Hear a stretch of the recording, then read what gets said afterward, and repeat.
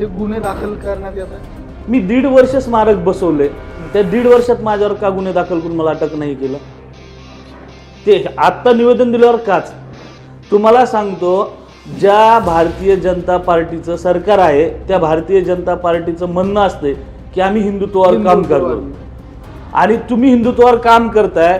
तर मी तुम्हाला सांगतो, मला गोंदिया आणि भंडारा या 2 तालुक्यातून फोन येतोय, अनवन नंबरवरून फोन आला. मला म्हटलं, दादा मी तुम्हाला 1.5 वर्षापासून फॉलो करतोय, गेले 3 वर्ष झाले आमच्या 2 तालुक्यामधल्या 2 गावामध्ये छत्रपती शिवाजी महाराजांचे स्मारक बसवलेले आहेत, परंतु त्या बसवलेल्या स्मारकाला परमिशन नसल्यामुळे आमचे स्मारक 3 वर्ष झाले झाकून ठेवलेलं आहे.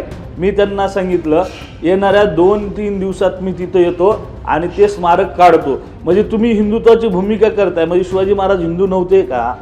शिवाजी महाराजावर काम करणारे माणसं हिंदू नाहीत का? तुम्ही कशाच्या बेसवर हे करताय? तुम्ही खोटा नाटक करून फक्त तुमच्या राजकीय मतदानासाठी हिंदुत्वाची भूमिका दाखवताय, प्रत्यक्षात करत नाही. मी छातीठोकपणे सांगतो, जेव्हा खुलताबादला औरंगजेबाच्या कबरीविषयी आवाज उठवायचा टाइम आला तर महाराष्ट्रातल्या प्रत्येक राजकीय पुढाऱ्यांनी हिंदुत्वाच्या भूमिकेवर स्टेटमेंट दिलं. प्रत्यक्ष ग्राउंडवर कोण आला?